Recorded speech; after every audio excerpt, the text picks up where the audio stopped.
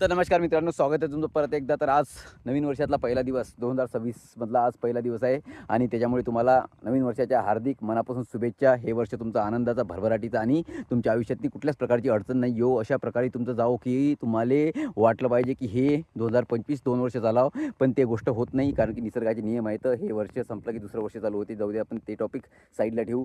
तर नवीन वर्ष, नवीन विचार, नवीन गडी, नवीन राज.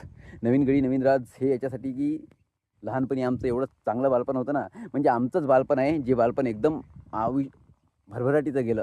कारण की आम्ही मिलेनियल्स आहो, जेनजी नाही आहो. जेनजीचं बालपण म्हणजे पबजीत चाललं आणि आमचं बालपण जे आहे विटीदांडू, gilli-danda, cricket, कोलदांडा, kabaddi, Yahoo, ईबडी, झीटॉक, WeChat या बऱ्याचशा गोष्टी आम्ही म्हणजे पाहिलेल्या आहेत. आता त्या सगळ्या गोष्टी बंद पडलेल्या आहेत. पण त्या गोष्टी परत येणार नाही आणि परत न यासाठी आपण बेफालतूचा विचार त्या गोष्टीवर करायचा नाही. म्हणून म्हणतो, विचार या गोष्टीचा करा, जे विचार तुमच्या आयुष्याची आणि आरोग्याची काळजी करेल.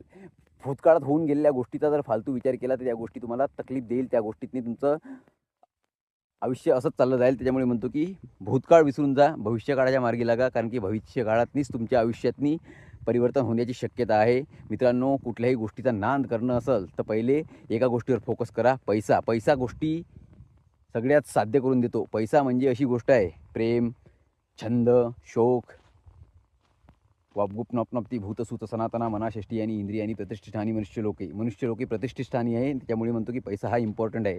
गोष्ट आणि श्लोक या दोघाचा काही संबंध नाही आहे. त्याच्यामुळे म्हणतो की आयुष्यातनी काही करा, पण पैसे कमावा. Moral of the story: money is most important part in our life. Without money we can do any other job. We can do any survive life perfectly. Without money we are nothing, absolutely not. Money is most important part है.